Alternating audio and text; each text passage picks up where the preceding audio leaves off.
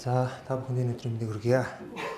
За бид нэр бол анх 2016 онд электрон техникийн өөрсдийн одоо хийж байгаа багажиндаа зориулсан гэр хайрцаг эд ангиудыг холбосон. Ерөнхийдөө бол зохион бүтээсэн багажаа бид нар бол доторх палат бүсэд бүх юм хийж чадаад байдаг. Тэрийг хүний гар дээр тавих бэлэн багаж болох тэр асуудал бол тулгараад байсан. За тэгээд гэр хайрцаг гэдэг юм гэдэг бол яг багаж одоо жишээлбэл та бидний хэрэглэдэг гар утас гэдэг юм энэ бүгд тэр гадна талаар нь тэр хайрцагт орж ижил яг сая эцсийн юм багаж болдог. За ингээд энэ бүх процесс нэгдэхийг бол электрон техникийн дизайн гэдэг учраас энд бид нар бол 3D принтерийг ашиглаж тэр гэр хайрцгийг хийх гэсэн зорилгоор хамгийн анх энэ 3D принтерийг сонирхсан юм. За бид бол 3D принтерийг бол шууд худалдаж аваагүй. За ямар шат дараалтаа явсан бэ гэхээр бид нар бол эхлээд за түрүүний үйлдэгчдийн ярьсанчлан одоо энэ PMD-гээр хэрэг загварын өөрөлдөл Prusa-гийн колон хэлбэрийн ийм принтерийн эхлээд конструкцийн буюу энэ бүтцийн араамуудыг худалдаж аваад дараачийн шатанд нь энд хэрэглэгдэх электроникийн деталууд аваад за ингээд дистаралтаагаар энийг угсраад за зүгшрүүлээд одоо иймэрхүүд бол ийм техник үзүүлэлттэй принтерийг угсарсан. За үүнийгээ бол ажилуулахын тулд бид нэр энэ Marlin Framework гэсэн ийм open source-ыг хөгжүүлээд өөрсдийнхөө одоо энэ техникийн үзүүлэлтэд тохируулсан хөгжүүлэлтийг явуулсан. За энэ бол техникийн нөгөө програмын тохиргоонуудыг нэг хүчлэг хийж өгөөд за эхнийхээ принтерийг угсраад яг бэлэн боллоо гэж хэвлүүлсэн маш хэмжээний алдаа гарсан. Энэ бол нөгөө бид нэр явах угсралтын явцад хэмжээсийн алдаа, тохиргооны алдаа гэдэг маш олон алдаанууд хийсэн байсан болохоор тэр бүгдийг ингээд шат дараалтаа засаж явсаар хагаад одоо өнгөрсөн оноос бол одоо бол нэлээд алдаа багтаа хэвлдэг болсон. За тэгэхэд ерөнхийдөө бол энэ принтерийг бид нэр яг бий болгосон энэ процесс маань өөрөө бол их сонирхолтой байгаа. Яг тэр энэ принтерт бол бид нэр улсаас төгсгөөс гэдэг юмнаас нэгч төгрөг аваагүй. Яг лабораторийнхоо нөөц болцоогоор ер нь баг шууд хэлэхэд баг хувьяасаа шахам өөрсдөө сонирхлоор энэ принтерийг бий болгосон. За ерөнхийдөө принтер бий болсны дараа бол манай хүрээлэн бол биднэрт бас тодорхой хэмжээнд тусламж үзүүлсэн захиргааны зүгээс одоо энд нөгөө хэрэгжилж байгаа бид нар зүгшрүүлэхийн тулд маш их хэмжээний филмент утас сэргэлээд байдаг. Нөгөө уцаа ингээл аваад нэг жоохон хөвлөөл утас манд дуусдаг. Дахиад утас хэрэгтэй болдог. Тэгэл захиргаандаа хандаал утас аваад ингээд хөвлөд яваад байсан. За ерөнхийдөө бол манай принтер бол одоо яг моделийг бол энэ OpenSCAD, FreeCAD, Blender гэсэн ийм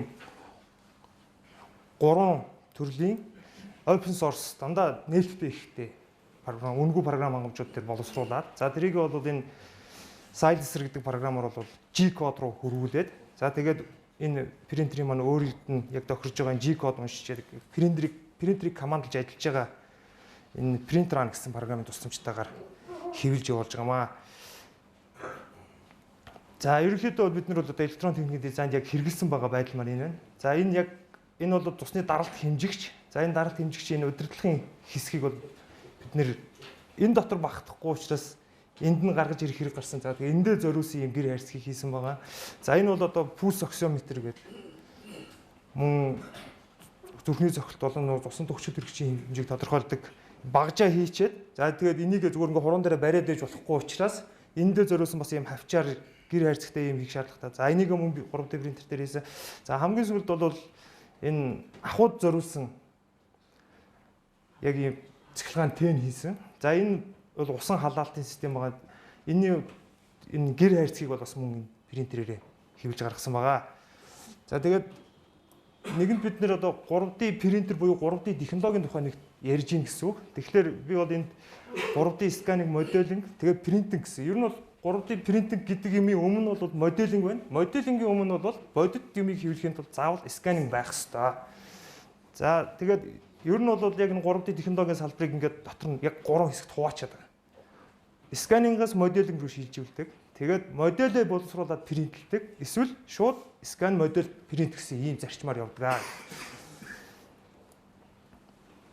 За яг миний өөрийн хувьд бол эрхүүгийн одоо хойсноор политехникийн их сургууль, одоо бол эрхүүгийн үндэсний техникийн судалгааны их сургууль гэдэг. Тэнд бол яг энэ 3D сканинг тэр тусмаа археолог палеонтологийн салбарт лазерын 3D сканинг тэрэн дээр суурилсан модель боловсруулах, алгоритм боловсруулах гэсэн чиглэлээр аспирантур сурж байгаа учраас яг тэр талаасаа илүү та бүхэнд бас нэмэлт мэдээлэл өгье гэж бодсон юм аа. За ерөнхийдөө бол одоо яг дэлхийн нийтээр хамгийн өргөн хэрэглэж байгаа 3 төрлийн сканерын 3D сканерын аргачлал бол энэ дээр харагдаж байна. За энэ хоёр арга нь бол идэвхтэй арга гэж нэрлэгддэг. Яагаад гэж нэрлэдэг вэ гэхээр та скан хийж явах процесс таны тэнд залгасан компьютер болон дэлгэцэн дээр таны скандж байгаа дүрс яг харагдаж явна гэсэн үг.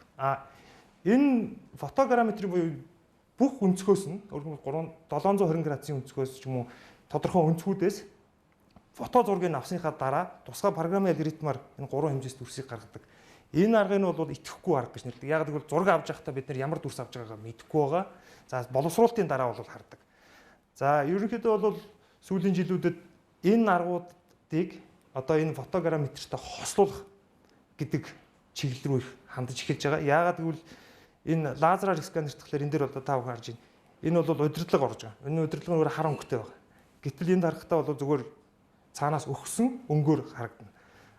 Фотограмметр нь бол эхэлж зургийг аван дараа нь ийм загвар үүсгээд өөрөө нөгөө зураг авцсан байгаа учраас буцаагаад дээр нь текстур буюу гадна яг цэвэр бодит өнгөийг бүрчдэг. За тэгээд энэ бол хамгийн сүүлд миний олж харсан яг энэ лазераар эхэлж аваад тэн дээр фотограмметрийг хослуулж гаргаж ирсэн юм 3D сканинг модель байна. За бид нар бол энэ лазерын уруулжингийн арга гэдгийг ашиглаад ерөнхийдөө ийм болж игэл 720 градуст бүрэн эргээд бүтэн скан хийх боломжтой сканер хийхийг зорж байгаа. За ерөнхийдөө бол энэ аргаа бүрэн ойлгож эхний ээлжинд гаргаж ирэхийн тулд энэ туршилтын стенд гэдэг ийм 90 градусын өнцгөр сканердэг сканерын загвар боловсруулад за тэн дээрээ одоо энэ LabVIEW програмын тусламжтайгаар програм бичээд ажиллуулад за одоо ингээд энэ бол яг миний өөрийн баруунгаар тэгээд энийг сканердаад яг сканер дуусаад яг энэ дунд хурууны үзүүр дээр дуусж байгаа процесс энэ бол гарч ирсэн дүрс нь энд байж байгаа. За одоогоор бол бид нэр бол нэг ийм амжилттай ингээд явж байгаа. За анхаарал татсанд баярлалаа.